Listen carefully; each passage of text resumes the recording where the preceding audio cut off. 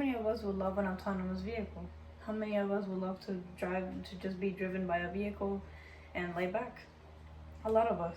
But do we really know what it takes to own one of these vehicles? Daily driving can be very tiring, especially if we live far away from work. It is a valid reason. If, for example, like me, I live 45 minutes away from my job. But it is very important to not fully commit to something that we're not fully knowledgeable about just yet.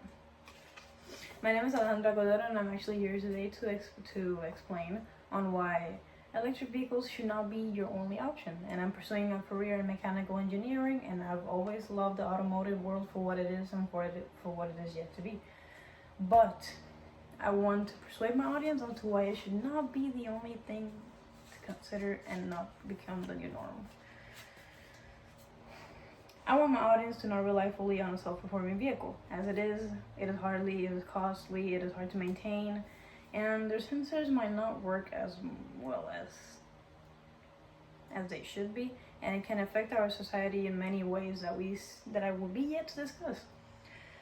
In this speech, I will be discussing the two main reasons it is good to think about it more than twice when getting an electric vehicle. Now, moving on to why they could be hard to maintain. Electric and hybrid cars are inconvenient because obviously they have high MPG, technological advances that we would all really like that come in handy sometimes. Nevertheless, it is necessary to see the downsides of owning an EV, electric vehicle, including the crashing rates and maintenance. According to the Union of Concerned Scientists, there's about people die in car crashes every year in the US. Thousands of people. EVs could lower this number, but for engineers and designers, it is still a major piece of concern. Weather also faces a big role. Just like our eyes, car sensors do not work well. Electric car sensors do not work well in fog, rain, or snow. According to an article called Why Weather is a Problem for Autonomous Vehicles, LiDAR is a primary sensor in EVs. These can often fail, leading to an accident. As promising as the future may seem, this concept still lacks the capability of bad weather conditions. Most of electric vehicles are tested in Arizona, California, sunny weather conditions, not in snowy weathers, cold fronts. We should consider how it can affect society as well. According to an article posted by Graham Rapier on Market Insider called Self-Driving Cars Wipe 4 million jobs, but it could be easily worth it. He does say that the downsides will affect about 4 million jobs because of the electric vehicles.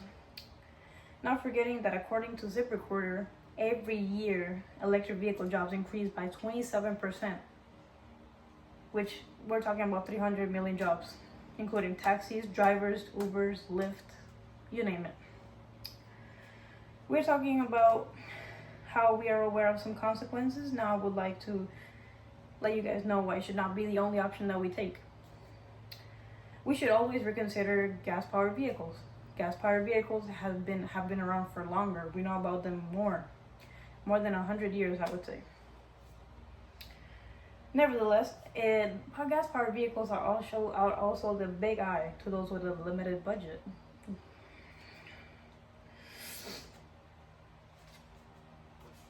Gas-powered cars also produce less carcinogenic pollutants, which is like nickel, arsenic, cadmium, and as I have briefly discussed, how to keep our options pretty much open.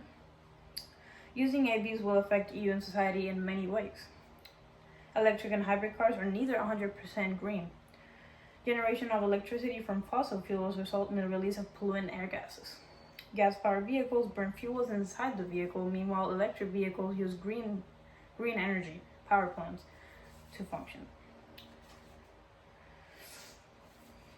Another irritating fact about owning an EV is that there are little to no roadside services available, which is pretty common with our traditional vehicles. We are pretty much too far. AVs suffer from bad reputation of AC heating and heating compartments. For example, the Chevy Volt, and this could be highly negative for those who live in the cold front weathers. Again, I wanted to persuade my audience on why electric vehicles should not be the only option, especially if you don't know much about it. In conclusion, I would love to say that automatic vehicles are not an automatic lifesaver.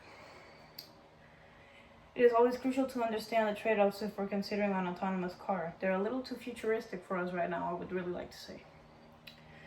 They are not an automatic lifesaver again, and in the end, it's all about convenience. It's not about a better car, but about convenience. Thank you.